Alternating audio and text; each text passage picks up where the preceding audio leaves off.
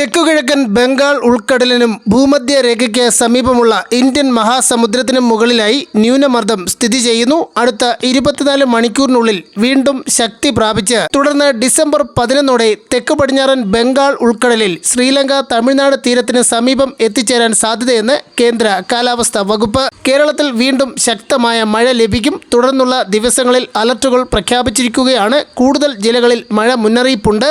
Detail ആയി വിവരങ്ങളെല്ലാം നോക്കാം. എല്ലാ ദിവസവും അപ്ഡേറ്റുകൾക്ക് നിങ്ങൾ ഇതുവരെയും ചാനൽ സബ്സ്ക്രൈബ് ചെയ്തിട്ടില്ലെങ്കിൽ ഇപ്പോൾ തന്നെ സബ്സ്ക്രൈബ് ചെയ്ത് ഓൾ എന്ന ബെൽ ഓപ്ഷൻ കൂടി എനേബിൾ ചെയ്യുക. കൂടുതൽ ആളുകൾക്ക് എത്തിച്ചേരാൻ വീഡിയോ ലൈക്ക് ചെയ്ത് കാണാൻ ശ്രദ്ധിക്കണം. കേരളത്തിൽ അടുത്ത 5 ദിവസം ഒറ്റപ്പെട്ട ഇടിമിന്നലോട് കൂടിയ മഴയ്ക്ക് സാധ്യത. ഒറ്റപ്പെട്ട സ്ഥലങ്ങളിൽ ഡിസംബർ 12 മുതൽ 14 വരെ ശക്തമായ മഴയ്ക്ക് സാധ്യതയെന്ന് കാലാവസ്ഥാ വകുപ്പിന്റെ മുന്നറിയിപ്പ്.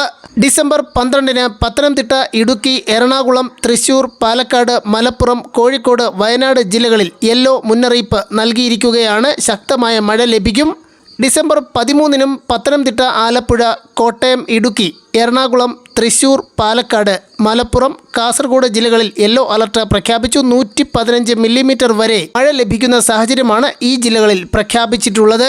മത്സ്യത്തൊഴിലാളികൾക്ക് കേരള, കർണാടക, ലക്ഷദ്വീപ് തീരങ്ങളിൽ മത്സ്യബന്ധനത്തിന് തടസ്സമില്ലെന്നും കാലാവസ്ഥാ വകുപ്പ് അറിയിച്ചു.